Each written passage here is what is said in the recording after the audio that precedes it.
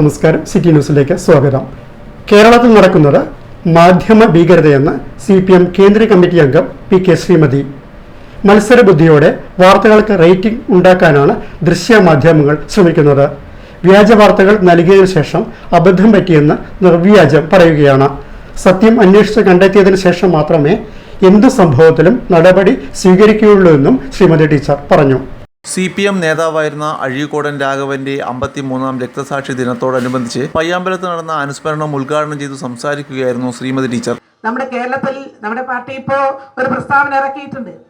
ശത്രുക്കൾക്ക് പാർട്ടിയെ കൊത്തിവലിക്കാൻ എറിഞ്ഞു കൊടുക്കരുത്. അത് അനുഭാവിയായാലും പാർട്ടി മെമ്പറായാലും അനുഭാവിയായാലും ബന്ധുക്കളായാലും ആരായാലും കൊള്ളാം. ശത്രുക്കൾക്ക് മുന്നിലേക്ക് പാർട്ടിയെ കൊത്തിവലിക്കാൻ ഇട്ടുകൊടുക്കരുത്, അതിന് നിന്നു കൊടുക്കരുത്. അത് ആരായാലും ശരി, അത് ശരിയല്ല. കാരണം ഈ പാർട്ടി ജനങ്ങളുടെ പാർട്ടിയാണ്. ഈ പാർട്ടി തൊഴിലാളികളുടെ അധ്വാനിക്കുന്നവരുടെ പാർട്ടിയാണ്. അതുകൊണ്ടാണ് അങ്ങനെ അധ്വാനിക്കുന്നവരുടെ ക്ഷേമത്തിനും താല്പര്യത്തിനും മുൻതൂക്കം കൊടുത്തുകൊണ്ട് പ്രവർത്തിച്ചത് കൊണ്ടാണ് സഖാവ് അഴീക്കോടന്റെ പാർട്ടി ഇന്ന് കേരളത്തിലെ നമ്പർ 1 പാർട്ടി ആയിട്ടുള്ളത്.